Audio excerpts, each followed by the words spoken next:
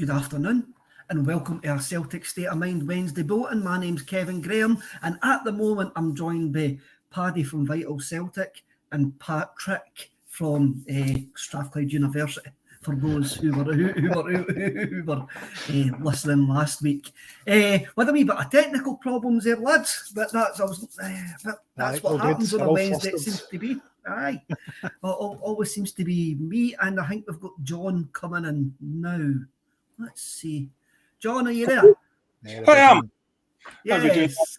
So we've got a full house, celebrity squares all over the shop. Definitely squares. I don't know about celebrity though. What I should have found out this week, and I think somebody in the comments can maybe tell me this, but what was the name of the university that the young ones went to when they appeared on University Challenge? Was it Scratch something, was it? Oh, I can't remember. Somebody in the comments will be able to tell me that. Young Patrick's like, what are you talking about again? Patrick, if you ever want an opportunity to watch a lost comedy classic, watch The Young Ones with Rick Mail and Ed Edmondson.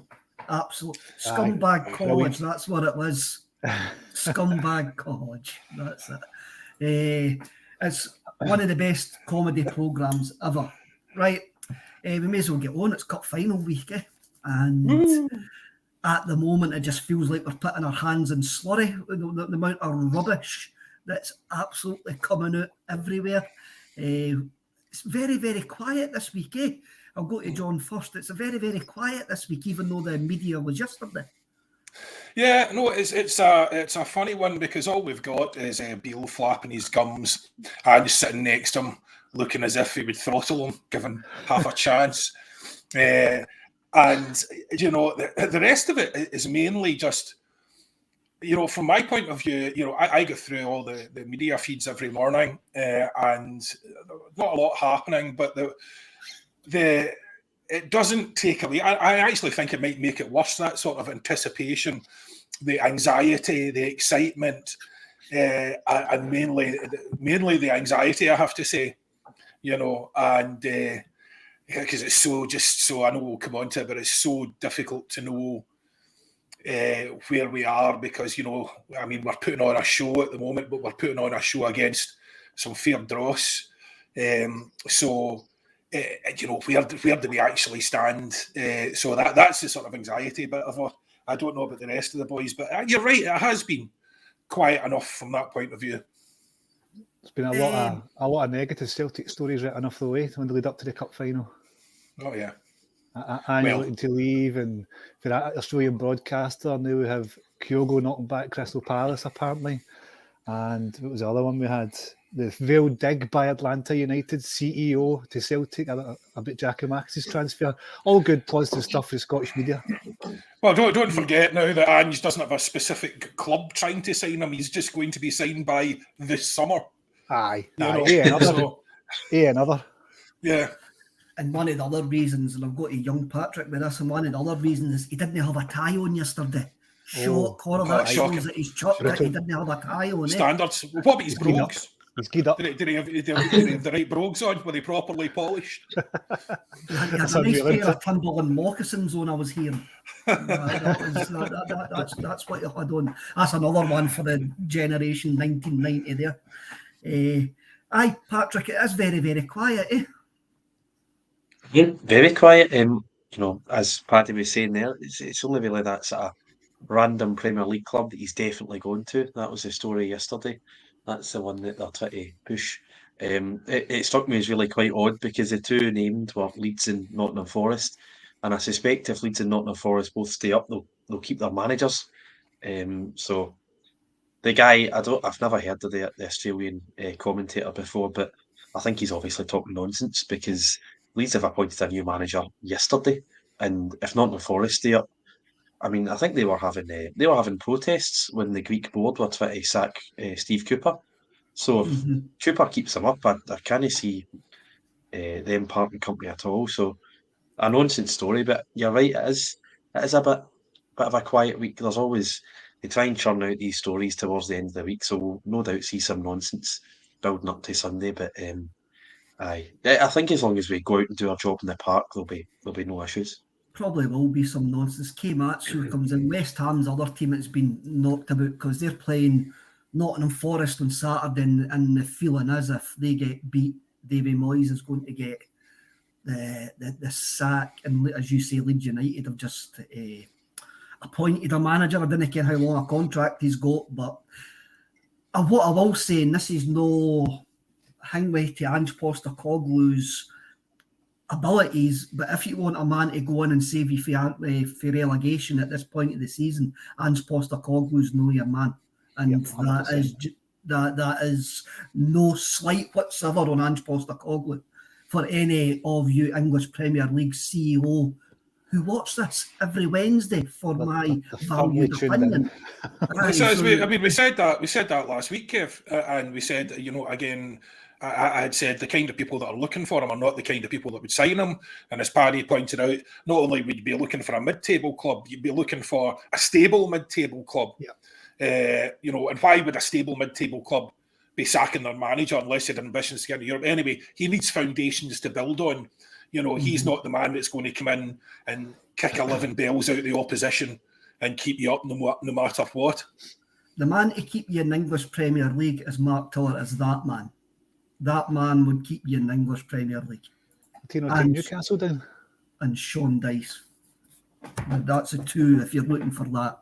Who was the first one you said? Rafa Benitez. Sure, Rafa took Newcastle down, did they know? I think Newcastle were already... Were they already there in the boots? They were already there in the boots. Anyway, welcome to a Newcastle State of Mind. State of Mind. Definitely. I'm not interested in the... I'm not really interested in the English Premier League, but no, it was. Somebody's came in and I'll answer the questions that come in. James Devine, can I ask the panel of their reaction to Liverpool FC from the best league in the world getting spanked by Real Madrid last night? I'll go to young Patrick first. Young Patrick, what was your view on Liverpool FC from the best league in the world getting spanked by Real Madrid? Yeah, it's I think it will be a wake-up call. Well, it should be a wake-up call to these English Premier League fans. Liverpool are having a bad season, but for the past 5 years, they've been right up there, if not second best to Man City. Ever since about 2017 when they signed Virgil. But it's quite comforting because this is the exact same Madrid team that beat us 3-0 at home this season, and now they've beaten Liverpool by 3 goals at Liverpool's ground. So puts everything into perspective. So it's good to know that we would finish 8th or 9th in the English Premier League, and we don't need to put up with any of this nonsense from English football fans on Twitter. Paddy, Uncle Nobby's Steamboat, I'm going to bring this to you because I ken you wrote an article about this. We did better against Real Madrid. Discuss, mate. I didn't quite put it like that last night. After I watched the game, when I was watching it, I was kind of like, do you know what?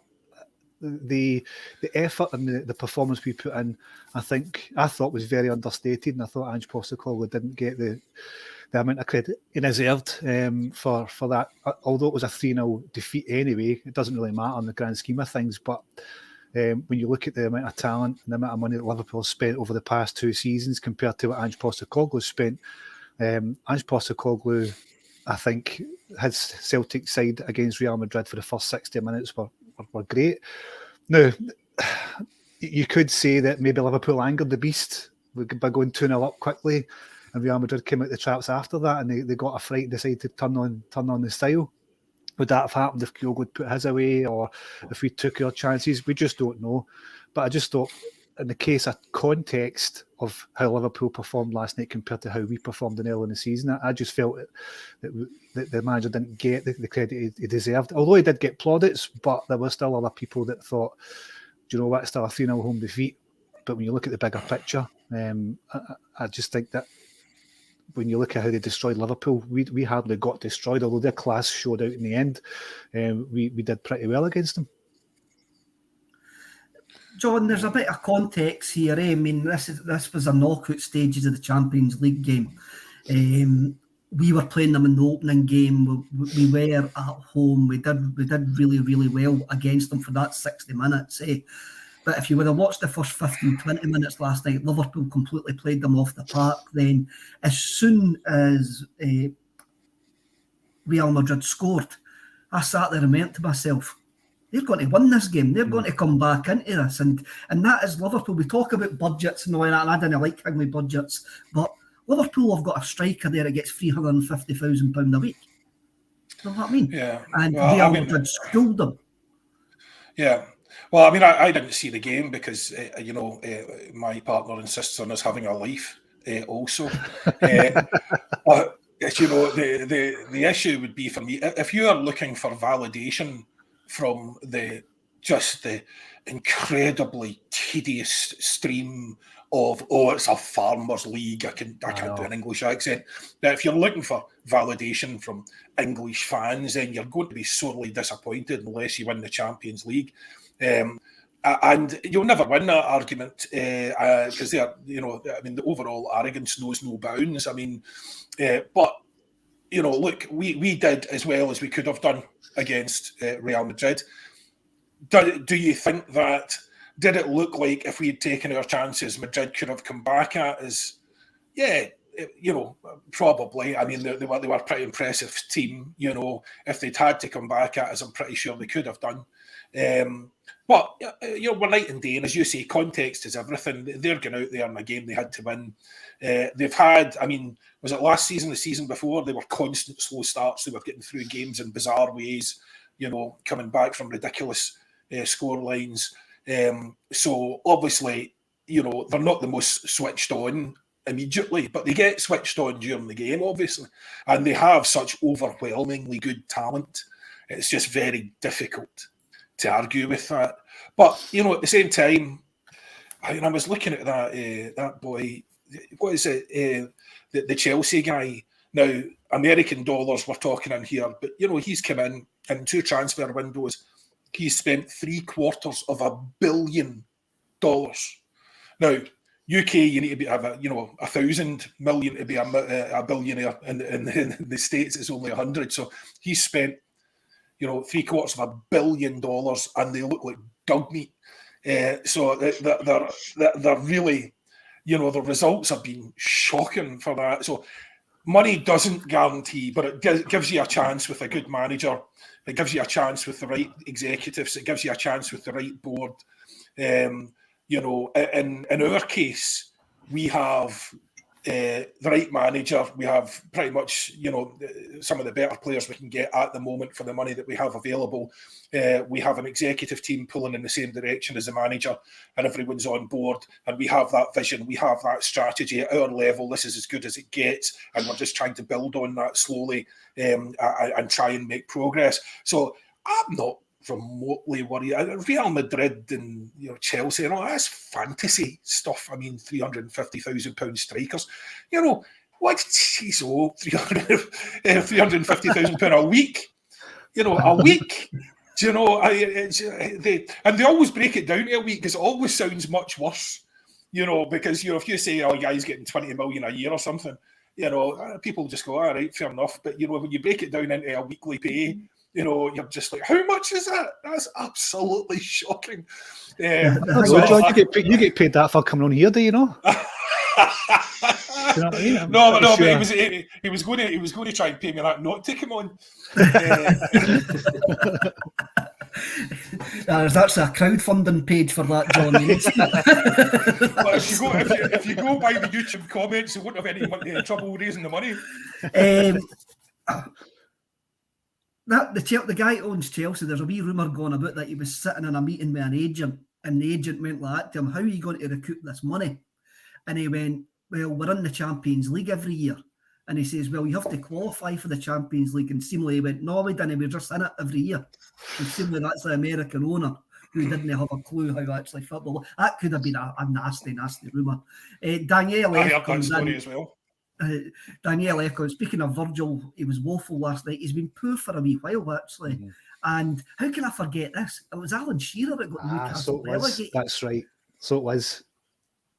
I remember that. He was in tears. But thankfully, his wisdom hasn't been lost to the game. We still get it on Match of the Day. Aye. Stevie Kenny for Grangemouth, is this Sky Sports I've tuned into? No, but it's just about to become Loose Woman. Right, I've got a question to ask you, and I'll get to young Patrick first. Whose phone will be hot property in the dressing room just now this week? Which Celtic player's phone will be hot property in the dressing room this week? Not sure what you mean by the question. Whose phone will Greg Taylor want to steal this week in the dressing room? What are you talking about? Oh, you've lost me here. I don't know what you're on about. You talk about leaks or something in the team? Anybody else want to hazard against who's Greg Taylor's, what phone Greg Taylor will want to be stealing this week and having a look at? Oh, I assume by that question that you actually meant, who's going to be under the most pressure with requests and all the rest of it. Like who is Callum under the most McGregor. pressure? Answer that. I mean, but you'll be like, Callum McGregor as a captain is going to have an endless series of ticket requests, one of which would have been from me if I knew his number.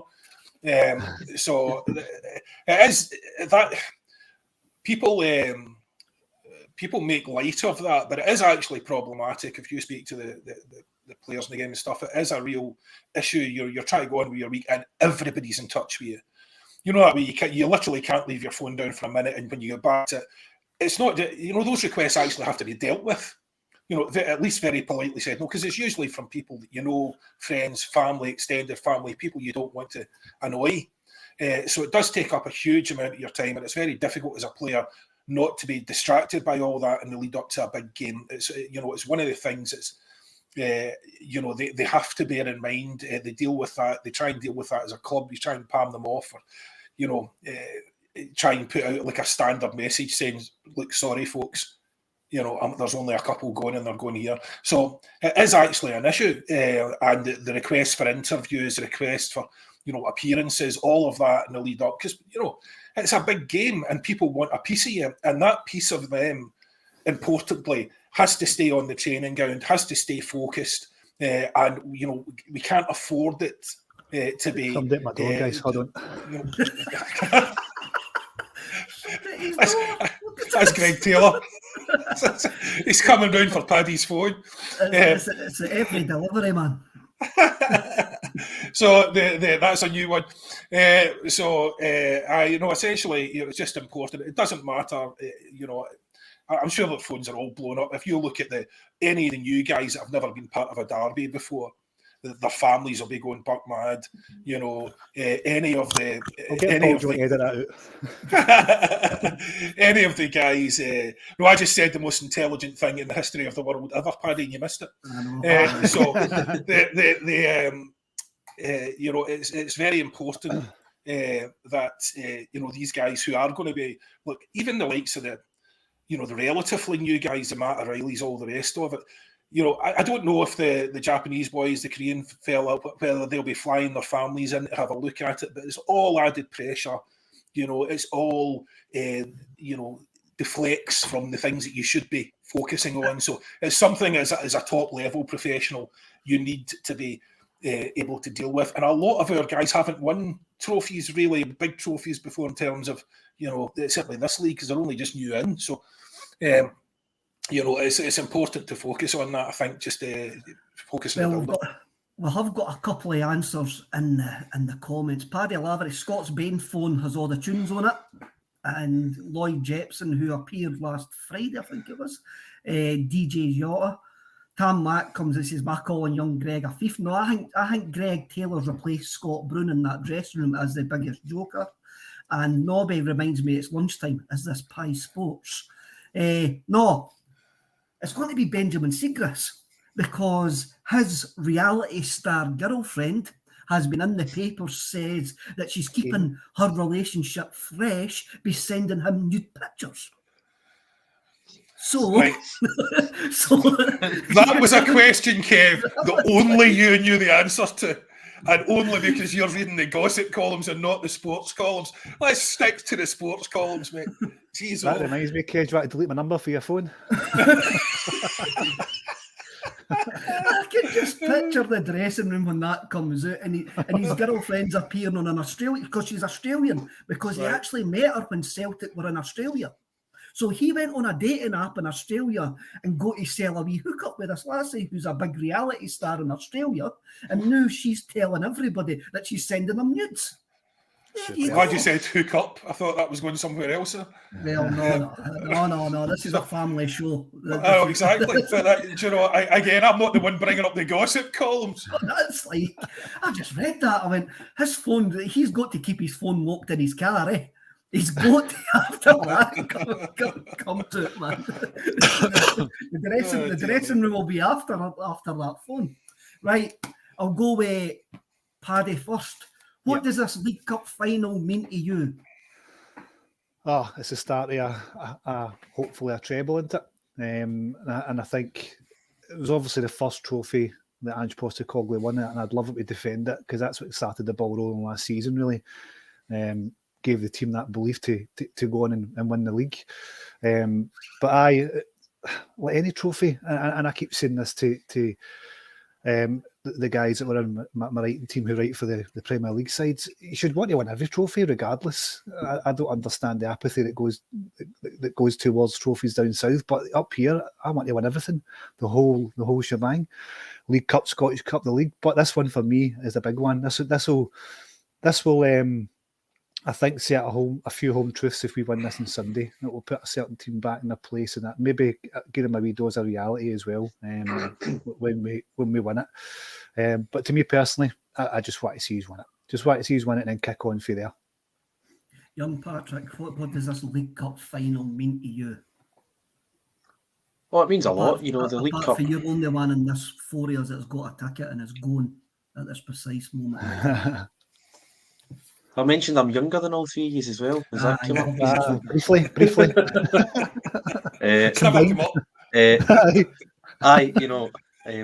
Hopefully I'll be lucky enough to be there to see us win it. I won't count myself as lucky if we end up losing. But no, it means a lot. I mean, the first trophy we won when I had a season ticket was a League Cup. Beat Dundee United 2-0 in 2015. It's always the first step on the road to a treble.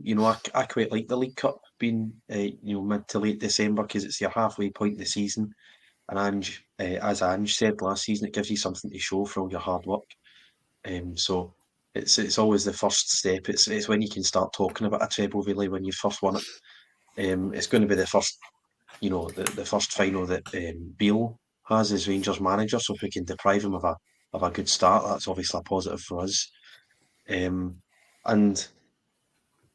are significantly behind them in League Cups, which is a bit of a bugbear for me because we're sort of catching them up in league titles and we've always been ahead in the Scottish, but we're quite behind in League Cups, so I'm quite keen to catch up.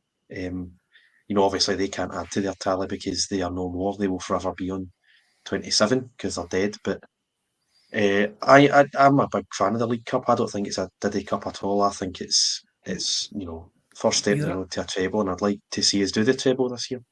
Paddy, you're a big fan of you're a big fan of the League Cup because you're young and we've been quite successful in it. All those old fellas another 3 boxes in the boot. It's been brutal. That has been a brutal competition for us. John, what does this League Cup final mean to you? Well, I have an ailing goldfish, and I promised Goldie that Ange would do it for her just this one last time. It's what I would say if I was an X Factor. No, it's for me, it's the building block, hopefully, in a dynasty. I know that sounds ridiculous to say, but nobody thought at the start of Jock Stein's career that was going to be a dynasty. And I know it's a different game, and I know we're all expecting Ange to move on. I'm entitled to be ludicrously optimistic. And I hope this is just another building block on the way to building the sort of Ange era. And I very much hope that comes to fruition. In terms of the individual game, obviously, it's so important for this season because Beale has been a real irritant since he came in. So he's basically just abdicating responsibility for anything that came before. And despite the fact he's going backwards, he still seems to have his media buddies convinced to keep on churning out that we're now on a level playing field. We're not even close to a level playing field. They are far and away our most difficult opposition. There's not one of them that I would take in our side, apart, of course, from my buddy Alfredo, and I have a bond with Alfredo because we share the same dietitian. No, it's basically, there's none of them that I would take in our side. So I think that tells you really everything you need to know about who the best team is going into this. And importantly, we are in a different position than we were the last time we played them. We have strength and depth. We have match winners coming off the bench. And we have guys who are all in form. If you look at, I'm sorry, Kev, I'm probably jumping ahead here, but just starting to get enthusiastic now talking about it. Stick to the script. Stick to the script that I said. But yeah, I mean, if you look at who our key players are, all of them are in form, and we'll come back and talk to that in a minute. But in terms of what it means to me just now, in answer to that specific question, it's very, very important, not just for this season, because as Paddy said, you want them back in their box. You want them because, despite the fact they're 9 points behind us, they've got no chance of winning the league. They're still flat in their gums, and the thing that puts that to bed is a treble, and this is the first part of the treble. And for me, there's no reason at all why we shouldn't win it.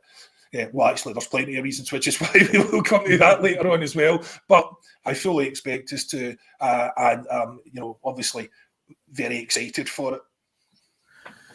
It's cup final week. It's a League Cup. I mean, I'm a guy of the 80s and 90s where getting beat off Airdrie and losing cup finals to Rangers was poor Rangers sides when it was called the Skull Cup when we couldn't seem to win it. And I remember standing in Hampden in the rain when Paul Elliott scored a header to put us 1-0 up.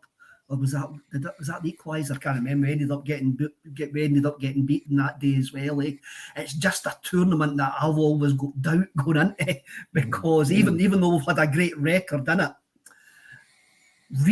that's only recently that we've seemed to have had a great record in it, and it is a one-off game, and we are playing the team which are closest to us domestically, and the bet is the last time that we were there. And you just don't know. I mean, whatever's written is going to be written. I mean, if we're going to win it, we're going to win it. If we're going to get beat, we're going to get beat. I mean, it's how we move on from whatever will actually happen. I mean, what does the League Cup final mean? I got annoyed last season that we call it a double. And this maybe shows you how little I think of the League Cup. It's not a double. A double is winning the league in the Scottish Cup. You just call it a cup double, didn't you? Is it just called a cup double when it's a League Cup in the league? I don't know. Folk call it a double, and that kind of really annoyed me. It did. I mean, these wee things do annoy me because for me, a double is the league in the Scottish Cup. And what I'm going to say the now will probably annoy some folk. If somebody says to me the now, by the way, you're going to lose on Sunday, but you're going to win the league in the Scottish Cup, I'll go, I'll take that. Every week, I'll take that rather than give them the League Cup. But I hope that's not the case. I hope it's a first step to a potential treble. I'll go back to young Patrick here. Why do you think Celtic are going to win? Sean sort of covered that. We've got a better player in every position, in my opinion. You could make a case for Tillman, who's been quite good for them for the last 2 or 3 months, but then we've got 3 or 4 wingers who are absolute quality, and there's not even another position that comes close. I mean, it's their goalkeeping situation is absolutely comical. I mean, you've got a 41-year-old Alan McGregor saying he wants to play on next season.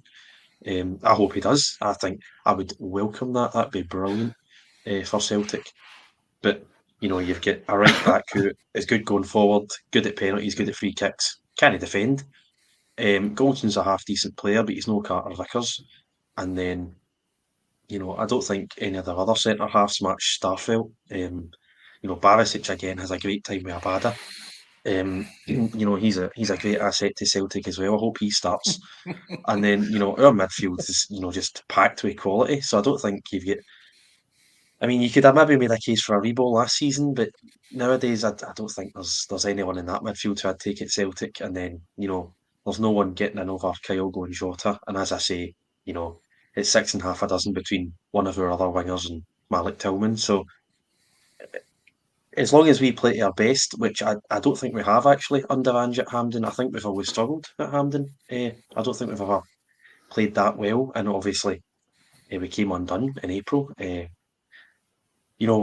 12 minutes away from winning 1-0. Carter Vickers hits the crossbar for 6 yards out and stuff like that, and just a horrible day. But we've not got a bad record. We've just not played the best. So I'm hoping if we play well, I don't think there's any worries. But it's just about performance. That's why I believe we're going to win, because we've got a much better team. I'm going to pick you up on something that you actually says there, Patrick. I believe Celtic are going to win because Barisic will be trying to make a wee voodoo doll of Lee Labada. Lee Labada's got him in his back pocket, and I believe everybody's talking about Hatate and all of that. I believe Lee Labada's got a massive part to play in this game at the weekend, just because they've got the fear when they see him on the park and he loves playing against them. I'll go to John now. John, why do you believe Celtic are going to win this game on Sunday? Yeah, well, I mean, as I said, and I think we're all analysing it to death. I think compared to the times we struggled there before, at certain points there we were still getting used to Ange's system, we were still getting used to the intensity, and what we were doing was pretty much like we did in Europe. We were burning out in the first half. And then we would struggle, and we weren't really taking control of the game, and we know what Rangers are going to do. I mean, look, they're going where we win and lose this is in transition. So, essentially, if you took a bucket of balls to the top of the White Cliffs of Dover and fired them all into the sea, there'd be less balls in the Channel than there will be on Sunday. So that's the way that they're going to play. So they're just, they're going to try and catch us high up, catch us in possession, and then they're just going to play balls behind us, which is the way everyone does try and do it. It's a lot easier said than done, but they've been quite effective at nullifying us at certain points. But I don't think when we've played them before, our guys, and I'm not one of these people that believes that, form goes out the window. I don't believe that. I've never believed that. I believe that generally speaking, you get, roughly what your form is what's repeated in the result that you'll get. So I think that honestly, there are so many areas in which, Hatate, I was just watching the Aberdeen game there this morning. I was just really enjoying. I mean, that's or number 41, as we should be calling him, or Voldemort, who shall not be named. As far as I'm concerned, we should never repeat his name, and we should accredit James Forrest with all these goals, so no one ever knows who he is outside of Celtic. So number 41 was playing particularly well, and the second goal where he wins the ball back and beats a guy, then nutmegs the other guy through to Cal McGregor. Cal McGregor gives it back to him and he buries it. And it's just, he's playing so well at the moment, and he would have been part of that left side weak link before where, they were most likely to lose the ball. That's where we're most likely to lose possession. Hatate, Starfelt, Taylor, and those stats. But I don't see that now. I don't see that at the moment.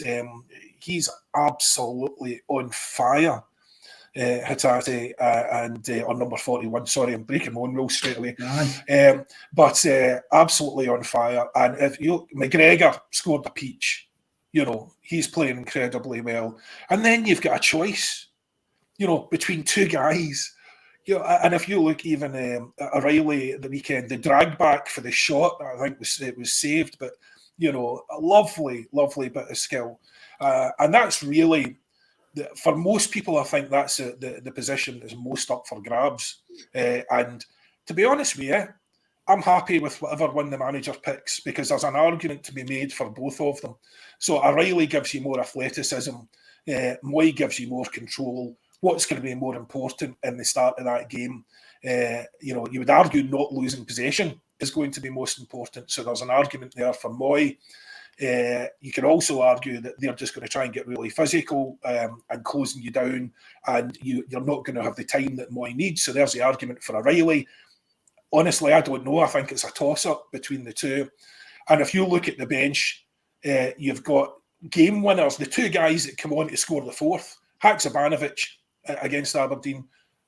There's a ball lost. He wins it back, smashes it across the goal to Abada, who just lashes it into the top corner. Doesn't even think about taking a touch or trying to control it, just buries it. Right. So those are the guys that you have. Those are game-changing players coming off the bench. The only person we have coming off the bench that isn't either, you'd be even remotely worried about, if Starfelt gets injured earlier on, the young fella, Kobayashi, it would be a big game for him to step into. But otherwise, you've got Ralston. The guys you have, the only one, in terms of the people you would have game changers, the only difference you'd want to see on that bench, potentially, it would have been nice to have Giacomakis still there as a big. We knew this was going to happen, but we didn't have a proven alternative to Kyogo. But essentially, as I said before, when we were looking at it's too early days for me, but I thought that it was going to be Kyogo, Abada, and O as the protege. I still think that will be the case. I think if Kyogo had to go off, it would be Abada through the middle, and we'd change. We'd put someone else. Sorry, not Abada through the middle, Maeda through the middle, and we'd change the wingers. Just bring in Haksabanovic or whatever. But he's. I mean, you're looking at guys on the bench, but you'd actually be sitting there going, "Geez, I wish they'd bring him on." You know what I mean? That because the margins are that close with some of these players, and we've not seen that before. We certainly haven't seen it, in the last couple of years when we've been trying to manage this squad, trying to build this squad, trying to get to this position. So we'll see what the outcome is. But in terms of guys being in form, being better players, we can't ask for more than we currently have at the moment. So if we lose, we lose. It's a cup game. You've got VAR officials. You've got the hand-picked officials, and you've got VAR, which can be a shambles, and you've got obviously, Rangers are capable of putting on a decent show. If we don't show up, we have to show up. But it's that first. If we give them dominance to start with, I'm not agreeing with myself now. I'm arguing with myself because we were dominant at the start of a couple of games, and then we started losing it. So anyway, I'll let someone else make a more cogent point. Paddy, it's you. Why do you believe Celtic are going to win this game? There was something that John pointed out there. I think what John was basically getting at, he reckons we're going to win the game because we've got better options and better form at this precise moment in time. I think that was long and short of it, John, was it?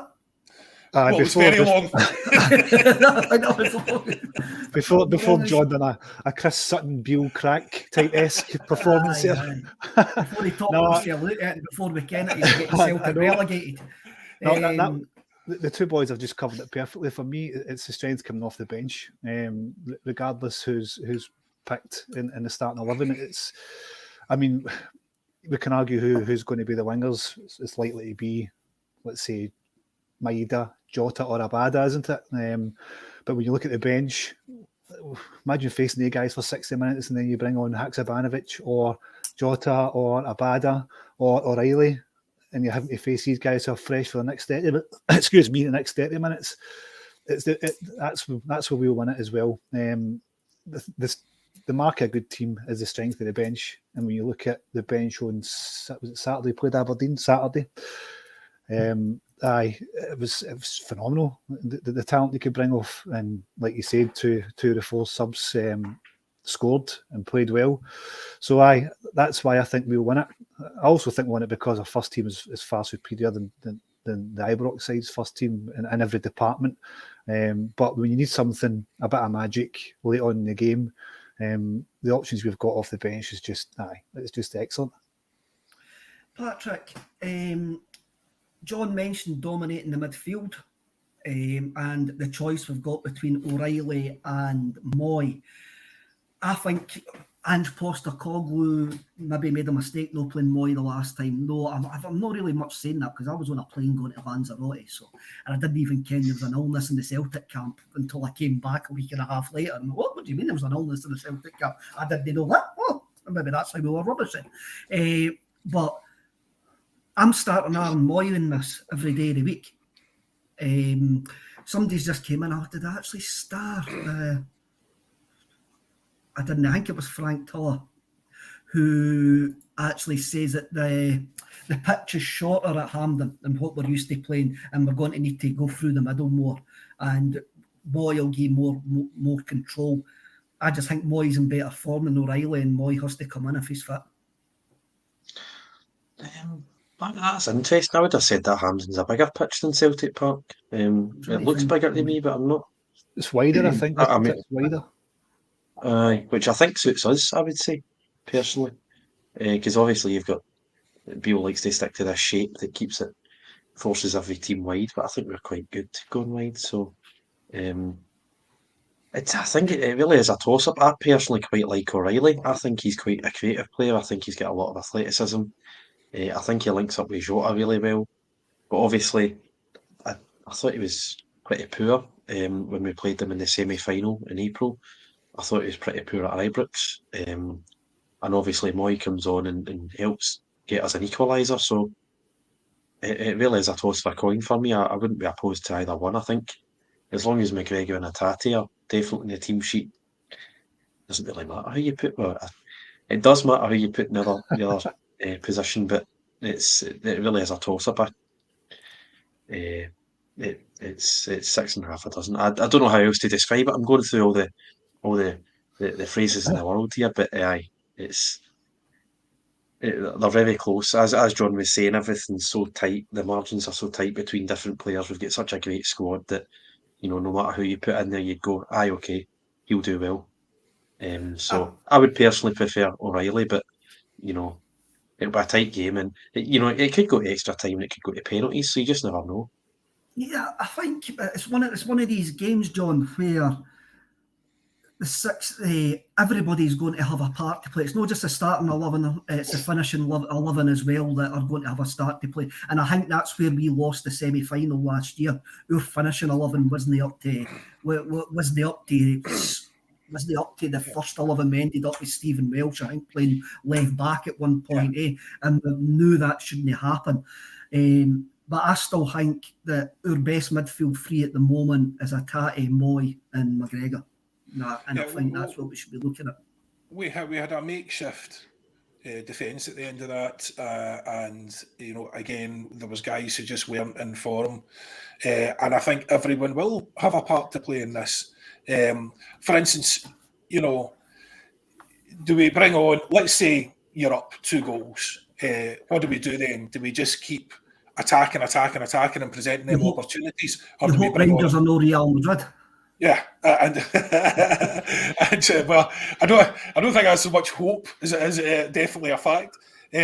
But do we bring on a Wata to try and keep possession, just make sure we're not losing possession, and just see the game out in a more calm way, have a more measured approach to it, or did we just keep trying to attack and presenting them potentially with opportunities? So it'll be interesting to see. If we do take a lead, round the 60-minute mark, what Ange's thinking is there. Who does he take? Who's he going to put on? Is he going to continue to attack? Is he going to try and see it out with a more measured approach? Because they don't have anything on the bench. They barely have anything in their first 11. That worries me, but I certainly am not concerned by anything they have on the bench. So we have a huge advantage to bring people on who actually can make a difference. And even the big fella, although I'm saying, for me, it's just too early and not seen enough from him yet. But, perhaps you could get in there and start, shaking things up, pulling people off sideways, from the, he made a good run or two, when he was laying the ball off even for Hatate the other day, and he pulled the defender with him. From that point of view, they're all good players, but I mean, I'd love to see. I wonder though whether, I know he won't, but it would be funny psychologically if they play Barisic and we just start Abada just for the crack. You know what I mean? As I've said before, Abada lives in Barisic's house because he can't see him. So every time there's a corner, if I was Barisic, I'd just be trying to, find out Where is Abada? You know, I'd love to see that just because psychologically I think that would just be funny. But you know, I think you've got it's not because for the crack. I think Abada starts for me. Paddy, I think Abada starts for me in the front threes: Maeda, Kyogo, and Abada. That is my front three. And when I'm looking at the rest of the team, I think Postecoglou, unless he overthinks it, it's only got a choice to make with the front three. And it's only Abada or Jota. That's his choice. I think the last Glasgow derby I said I would have started Abada over, was it Maeda? I think. It was. Again, I'm sure it was Maeda. I would be happy with either or. Abada certainly he's got the measure. Barisic tenfold. I wouldn't have any issues with either or starting.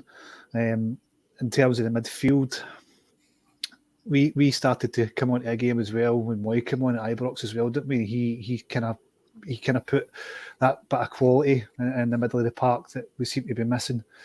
Again, I wouldn't be too averse. I think we'll probably go with Riley in the middle of the park. I've just got a feeling that Ange may just go with tried and tested because Riley's got, again, just more experience playing in these kind of derbies. I think he'll go with that. But I love Abada. I've not been shy on hearing saying that he's one of the best players, but it's who do you leave out? Do you know, who do you... Yeah. Can you drop leaving out Jota is a big and can you drop Jota? Exactly. Wow. I know, and it's a brilliant problem to have because if you thought about leaving at Jota at any point, at any time of the season, you'd be like, Jesus, what's going on here? Is he injured or whatever? But the fact that we're talking about these two players that could start in a derby and you wouldn't have an issue with any two of them starting, then me personally wouldn't have an issue, but I don't know. I would be happy with either or. But like I said, Abada just seems to have that touch in this game, doesn't he? He just seems to be able to kind of find the wee pockets of space that maybe Barisic needs a pair of glasses for. Can I ask a question, Kev, of you guys? Because I make a point really of not watching the dark side unless Aaron Ramsey's on penalties. So can I ask you boys with a bit more knowledge than I, realistically, where is the threat for us? Can I take this first? Aye, go for it. That basically comes into the next question I was going to ask John. Where can this game be lost? Set plays. I still think we're maybe a bit dodgy at set plays. Also, the wee guy. I mean, I'm like you. I didn't watch too much of them as well, but the wee guy that they've got up front, that Fashion Sakala, he's got all the air of Peter Lovenkrands for me. Somebody who's absolutely useless, but can actually dace on against us. I mean, Lovenkrands was absolutely crap and kept on scoring against us for a run of about 5 or 6 games, And I remember the one each game at Celtic Park last year. That was Sakala came on and ran us ragged. And any time I've seen him, I went, you've got a wee bit of the Lovenkrands about you. You have. I wouldn't want you in my team, but you could cause us problems. Young Patrick.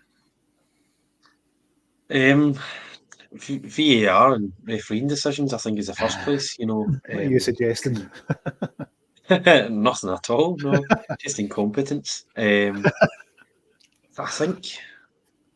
I don't know. I'm not saying he's a bad player. I'm just saying he's got a mistake in him, and he is. He's been solid for over a year now. But Starfelt, he gave away the penalty at Ibrox, and you got to combine that with the VAR refereeing factor. He scored the own goal in the semi-final. And then, I just think the pace in behind, see those, you're talking about playing the balls in behind, and so I'm not saying our defence is slow, but Sakala's definitely quicker. You've got to watch Morelos, obviously, because I think that's who they're going to start, and he's going to try and wind people up and up to his usual nonsense, and hopefully he'll get himself booked as opposed to getting in fights with Starfelt and Carter Vickers, because Carter Vickers won't put up with it, but I think Starfelt can be dragged into these things a wee bit. So I think as long as if we can keep possession and we can keep control of the game, I'm not worried at all. It's when we lose control, and I think we've done that at Ibrox when, Jovanovic kept giving away the ball and we struggled to get up the park, and after the 20th minute when Taylor went off, I just thought we lost control. So I think if we can control the game I've got no worries at all.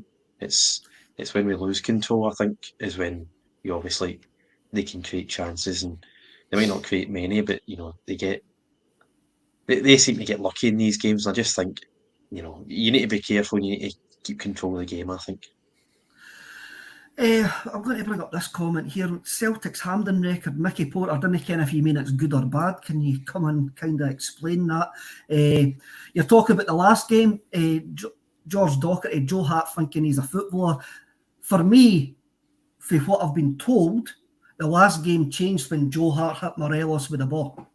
And that's when we were in completely control, 1-0 up, Paddy. And when Joe Hart sort of gave Morelos that chance, that was when the doubt crept into Celtic. And also Greg Taylor going off and Juranovic thinking about Berlin nightclubs.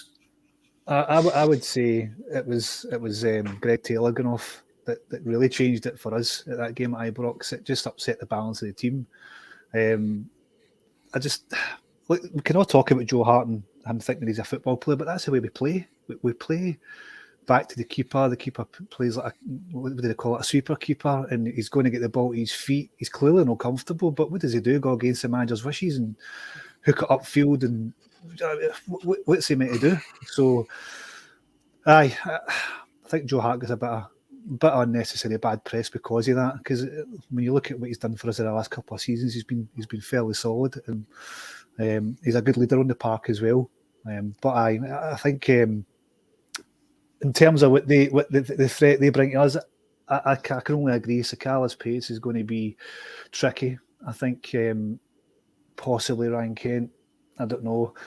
I think he got the better of Johnston for his goal at Ibrox a wee bit, but Johnston will learn for that. He'll learn for that, and hopefully he'll not let him cut inside again. But Sakala for me is probably the only threat that will kind of derail us winning the cup on Sunday. I don't really see anything else, and I'm not trying to be overconfident or cocky, but when I look at our side and look at their side, is that somebody phoning to tell me to shut up? But when I look at our side and look at their side, I just can't see any other bother apart from Sakala's pace. That's it. See, that's interesting because I like yourselves and like everyone that's watching this, I'm sure I'm aware of what our weaknesses are. But it's interesting that we tend to sort of revert to talking about our weaknesses as opposed to their strengths, because despite the fact, we know what our weaknesses are, so do they, so does every team that we play, but you still have to be good enough to take advantage of that. Yeah. You still have to have us making mistakes. You still have to have losing possession, and that's the main thing. If we don't lose possession in critical areas when we're exposed, then they can't beat us. And so for me, I mean, I know that you could go through each player and pick in potential errors that they have in them, potential problems they have in them, and that's all well and good, as I say. But they have to have players good enough to capitalise on that. So very much in our hands. They've also got a couple of wild cards and Cantwell and what was the other guy that they signed for? Raskin. Right. They've got a couple of wild cards that we didn't really ken how. Sorry, Kevin. You're dismissing Raskin as if he's not a £15 million player. I just couldn't remember his name. I know. The man signed for what was it, £1 million, but he's definitely a 15, if not £50 million player. Yeah. I think that's been well established now based on the amount he's been talking in the press. I've got 3 fears. One, we didn't turn up because I didn't think we really turned up at Hampden last year in the Scottish Cup semi-final. But then we were still a word for a crossbar for going 2-0 up and gone through. If we would have went 2-0 up that game, we were seeing that game out, but we didn't.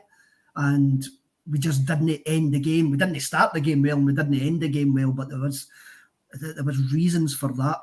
It didn't really stop us going forward. We didn't. No turning up is a worry, but hopefully Ange sorts that out. Us getting booted off the park like we did in the semi-final is a worry. I mean, Lundstrom in that semi-final could have been sent off 6 times.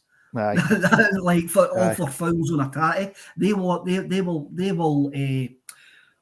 They will target a tatty. That's where I reckon Moy comes in, because I think Moy's a bit more robust, and he will take any of their nonsense. I like Alistair Johnson as well. He doesn't look like he'll take any of their nonsense as well. He looks like he actually likes a challenge. But it's just the whole cup final. It's a League Cup final. Just always have a wee bit of doubt about the League Cup. And I like what you're saying about Starfelt. I didn't like what you're saying about Starfelt, but it's young Patrick there started going through like the catalogues of stuff that he's done against Rangers. I'm going, Jesus, this man's actually due a sending off. He's due a sending off against them, because he has had those moments.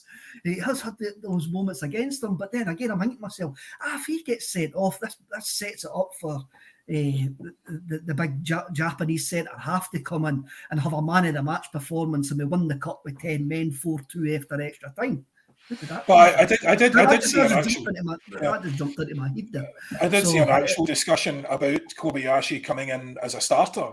So I did see guys discussing that as a serious option, because obviously I don't think it's why though? Well, because he's left-sided, he's assured he hasn't demonstrated the capacity for a mistake in a big game when there are players good enough to take advantage of it. And it wasn't accepted by the group that was the right thing to do, but it was mooted as a serious point, because he's faster in distribution, obviously because he's left-sided, and he hasn't he hasn't made any big mistakes because he hasn't really been given the opportunities. So there's that as well.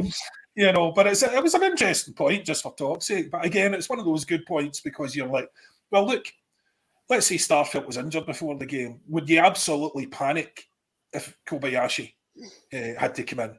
Would it be like, oh my God, we can't possibly win? I don't think so.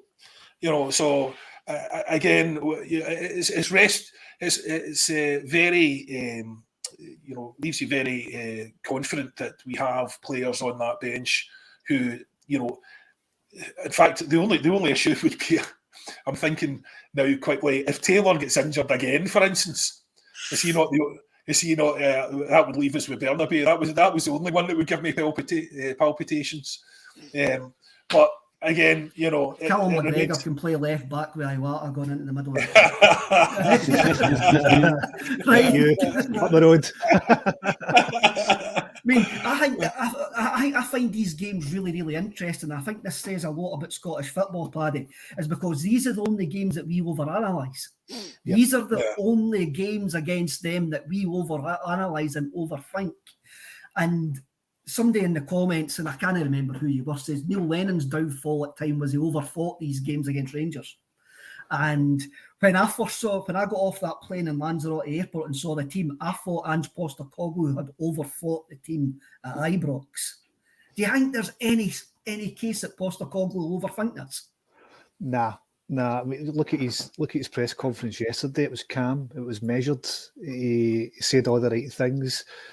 I think he even went as far to say, as if you don't win the cup, it's cup football. That's what happens. We'll just keep going on. We'll win the league. So for me, he's got the measure of the season as a whole. For us as fans, we'll always overanalyze games against them, because the thought of losing to them is unbearable. Really, that's the reason why we do it, and we look at every possible scenario, anything that could happen.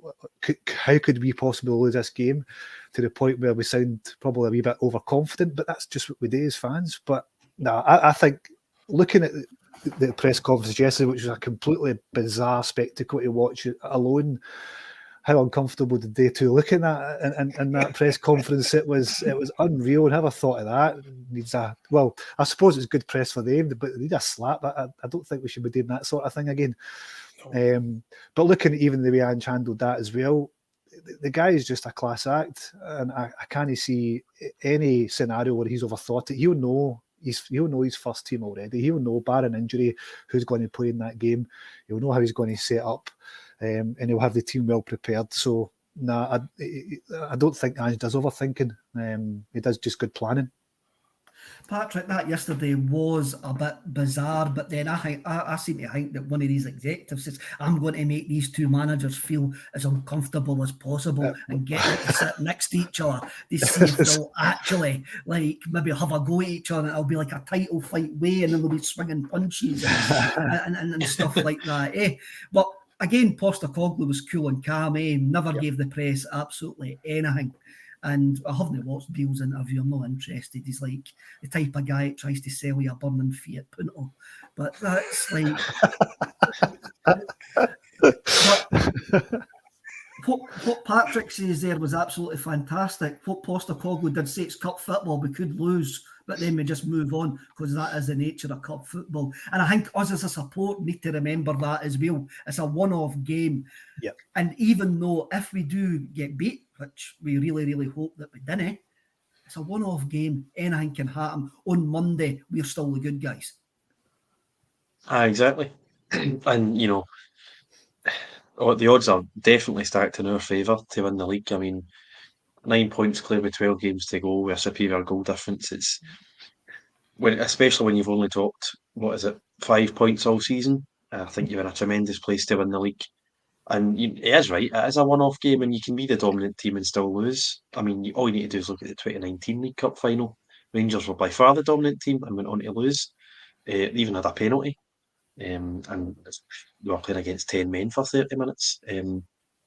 But, you know, I hope, you know, I wouldn't call it luck, but I hope if we are the dominant team, we do go on to win it. I hope we're going to win it anyway. But you just need to pick yourself up, and I think we will pick ourselves up because, you know, you don't have that long to sort of stew over it. It's not like it's the end of the season. You've still got a game the next week, and, you know, as much as the league is looking good, it's not wrapped up. You know, you've still got the Scottish Cup to play for, which is a competition Ange hasn't won yet.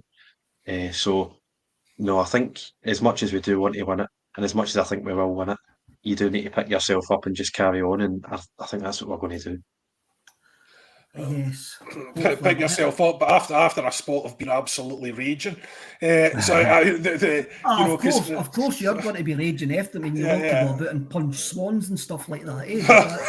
It's not something I've considered, Kev. But you didn't do it. You just think about doing it, but you didn't go out and actually do it. I mean, or like one of the hedgehogs with a lawnmower. I certainly haven't. No, still haven't considered it, Kev. No, sorry. My swan punching days have never arrived. Never mind, they're behind me. But the point is the anxiety and excitement in the build up to this. The anxiety is about losing. So 50% of the way we're feeling just now. I mean, I'm hyper just now. I know it's very obvious, but I'm hyper just now, and we're half a week away from it. And 50% of that is anxiety because I can't stand the thought of losing, and 50% of that is the excitement of winning. But it's a one-off game, and I accept the fact that we will move on afterwards. Football's not for you if you can't accept defeat, because defeat harms. And But I mean, defeat happens in every sport, Kev. Defeat happens in every sport, just not to us. We can't control it. Thank you for everybody that's been listening and watching. There's over 600 in just now. Please hit like and subscribe. We've got a couple of nights this week. We've got the Acsom event at Gracie's on Friday night, and we've got Martin O'Neill at the Barrowlands Art and Design on Saturday night. I'm going on Saturday night, so hope I'll see some of you there. Please be nice to me, and then I think that I punch swans. No, that's on Sunday you punch swans, Kev. Hopefully I'm kissing them and dancing with them. Exactly. Right, lads, remember, don't be bams to each other, and hail, and I'll see you all next week. Bye-bye.